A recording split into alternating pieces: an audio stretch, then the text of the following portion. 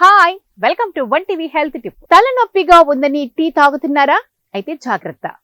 చాలా మంది టీని ఇష్టంగా తాగుతారు. దీనిని రిఫ్రెష్ డ్రింక్ అని చెప్పొచ్చు. కానీ టీని ఎక్కువగా తాగితే ఎలాంటి సైడ్ ఎఫెక్ట్స్ ఉన్నాయో తెలుసుకోండి. టీ తాగడం అనేది చాలా మందికి రిఫ్రెష్ డ్రింక్.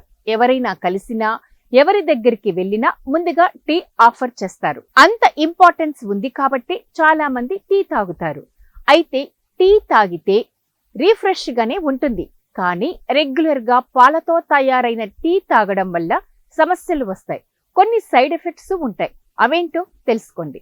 కొన్ని ఫుడ్స్ తీసుకుంటే అసిడిటీ వంటి సమస్యలు వస్తాయి. ఎక్కువగా టీ తాగితే అసిడిటీ సమస్యలు వస్తాయి. ముఖ్యంగా పాలతో తయారైన టీతో అసిడిటీ, కడుపులో ఇబ్బంది, గ్యాస్ వంటి సమస్యలు ఉంటాయి. పాలతో తయారైన టీని తాగితే డీహైడ్రేషన్ సమస్య వస్తుంది. టీలోని కెఫిన్ డీహైడ్రేషన్ ని ఏర్పడేలా చేస్తుంది. టీ ఎక్కువగా తాగే వారికి ఈ సమస్య తప్పదు. రెగ్యులర్ గా టీ తాగితే వారిలో బీపీ కంట్రోల్ ఉండదు. దీనివల్ల బీపీ సడన్ గా పెరుగుతుంది లేదా సడన్ గా తగ్గుతుంది. ఇలా జరగడం అంత మంచిది కాదు. కాబట్టి మీరు ఎక్కువగా టీ తాగడాన్ని తగ్గించుకోవాలి. పాలతో తయారైన టీ ఎక్కువగా తాగేవారు నిద్ర సమస్యల్ని ఫేస్ చేస్తూ ఉంటారు. ముఖ్యంగా రాత్రి భోజనం తర్వాత నిద్రపోవడానికి ముందు కొన్ని గంటల ముందు టీ తాగితే సమస్య పెరుగుతుంది. టీలోని కెఫిన్ నిద్రలేమికి కారణమవుతుంది.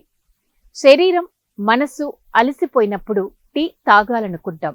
కానీ ఎక్కువగా టీ తాగితే శరీరంలో అదో రకమైన టెన్షన్ పెరుగుతుంది.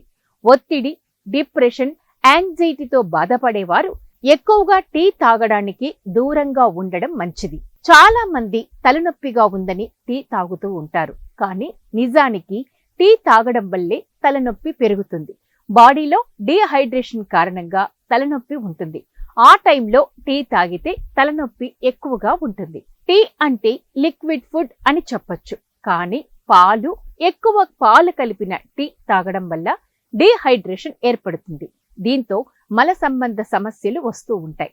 శరీర వ్యర్థాలను తొలగించకపోవడం వల్ల మలబద్ధకం రావచ్చు.